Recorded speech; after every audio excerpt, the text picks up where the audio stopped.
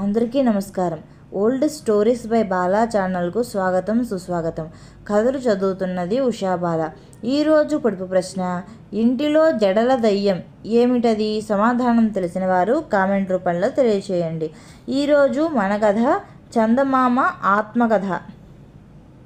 అమ్మ చందమామ ఒట్టి అల్లరివాడే, ఎప్పుడూ చొక్కా అన్నా తొడుక్కోడు. నేను చూడు ఎలా తొడుక్కున్నాను అని మీ అమ్మతో నా మీద చాడీలు చెబుతుంటారు, నిజమేనా? నేను ఎందుకు తొడుక్కోనో ఎప్పుడన్నా ఆలోచించారా? దీనికి ఒక పెద్ద భారతం ఉంది. మా అమ్మ మొన్నటిదాకా చెబుతూ ఉండేది, నేను పుట్టగానే ఆకాశమంతా వెలుతురుతో నిండిపోయిందట. అది చూసి ఆశ్చర్యపోయి, గ్రహాలు వచ్చాయి, చుక్కలు వచ్చాయి, నన్ను అంతా చక్కని తండ్రి అంటే చక్కని తండ్రి అన్నారు. మంచి రోజు చూసి అశ్విని నాకు చక్కని ఉయ్యాల తెచ్చింది. భరణి అందులో ముత్యాలు వేలాడగట్టింది. కృత్తిక, రోహిణి, అనురాధ, రేవతి దానికి రంగురంగుల మబ్బు తెరలు కట్టారు. ఆ తెరలకు ఒక అంచున మెరుపు, మరొక అంచున ఇంద్రధనస్సు ఉండేవి. చందమామ ఉయ్యల నేను ఊపాలి అంది రోహిణి. కాదు నేను అంది రేవతి. ఇలా చుక్కలంతా పోట్లాడుకుంటుంటే మా అమ్మ చివరికి రాజీ కుదిర్చింది. దాని ప్రకారం వంతుల చొప్పున ఒక్కొక్కరే వచ్చి జోలపాడుతూ ఉయ్యాల తొట్టిని ఊపుతూ ఉండేవారు. ఒక రోజున చలిగాలి బయలుదేరిపోతూ నేను నిద్రపోతూ ఉంటే వచ్చి సూదులతో గుచ్చినట్టు గుచ్చింది. మీకు అలాంటి మనుషులు తగిలారో లేదో కానీ వాళ్ళకి చిన్న పిల్లల్ని ఏడిపిస్తేనే కానీ ముద్దు రాదు. నేను ఒక్కసారిగా కెవ్వుమన్నాను.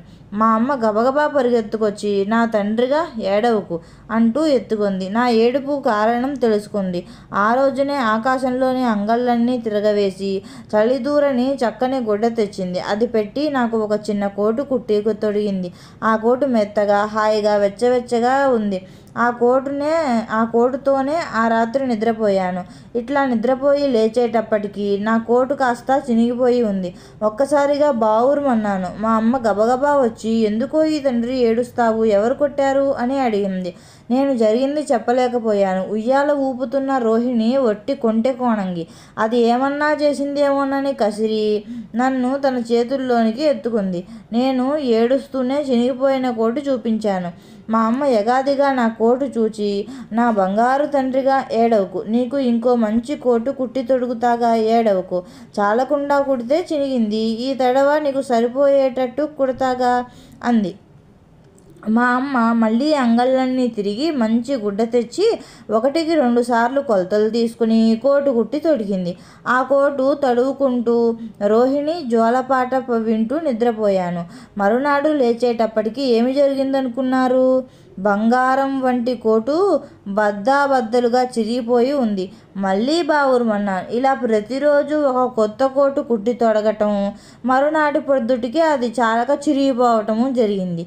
మా అమ్మ ఇట్లా 14 కోట్లు కుట్టింది. 14 కోట్లు చినిగిపోయాయి.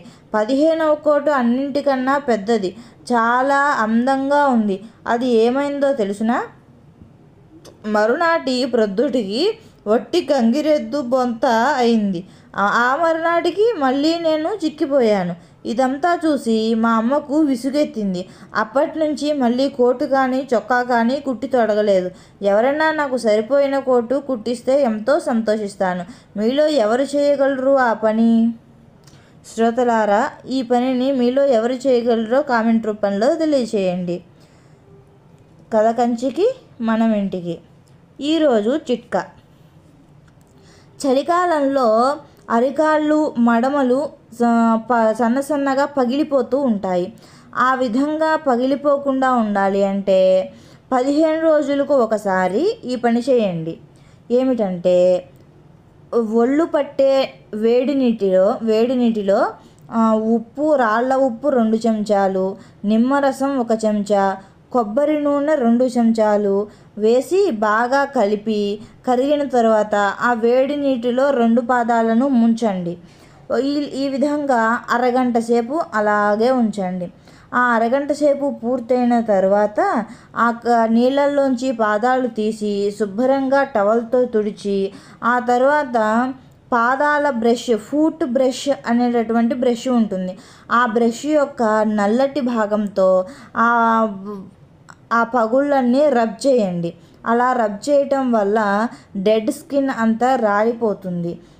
ఆ తర్వాత మళ్ళీ కాళ్ళను శుభ్రంగా కడిగి తుడుచుకొని మాయిశ్చరైజేషన్ క్రీమ్ రాయండి. ఈ విధంగా చలికాలంలో 15 రోజులకు ఒకసారి చేస్తే మీ పగుళ్ళు చాలా వరకు తగ్గుతాయి. కాళ్ళ మంటలు కూడా తగ్గుతాయి.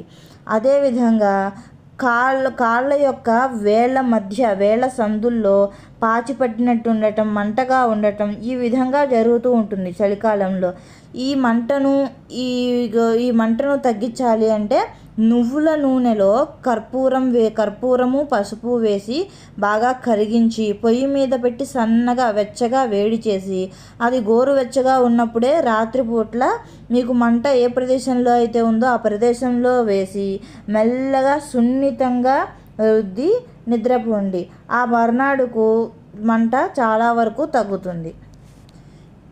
ఈ కథ కనుక మీకు నచ్చినట్లయితే నా ఛానల్ని లైక్ చేయండి, షేర్ చేయండి, సబ్స్క్రైబ్ చేసుకోండి.